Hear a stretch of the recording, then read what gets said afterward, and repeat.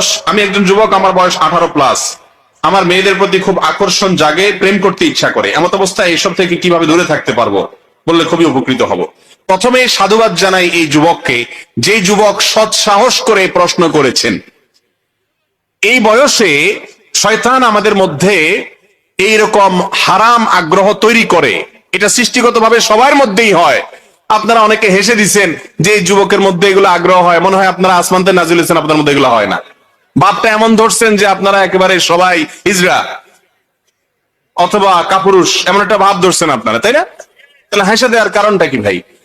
মনে রাখবেন, আল্লাহ রাব্বুল আলামিন সৃষ্টিগতভাবে আমাদের মধ্যে এমন ভাবে তৈরি করেছেন যে একটা বয়সে কামভাব জাগ্রত হবে, যৌন চাহিদা তৈরি হবে, কিন্তু সেটাকে কন্ট্রোল করতে হবে। এটাই তো পরীক্ষা, এর বিনিময়ে তো জান্নাত দিবেন আল্লাহ তাআলা। কথা কি বুঝাতে পারছি? আব্দুল্লাহ জাহাঙ্গীর রাহিমাহুল্লাহ বলতেন, মানুষের বিদ্যকার যৌনতা এটা প্রমোটেড বাই আল্লাহ সুবহানাহু ওয়া তাআলা। আল্লাহ তাআলা এটাকে এমন ভাবে সৃষ্টি করেছেন যে এটা নতুন করে এই যৌন চাহিদা তৈরি করতে হয় না, জাগ্রত করতে হয় না, এমনি সময় মতো জাগ্রত হয়ে যায়। মানুষ কেন পশুর মধ্যে হয়ে যায়, কেউ শিখানো লাগে না।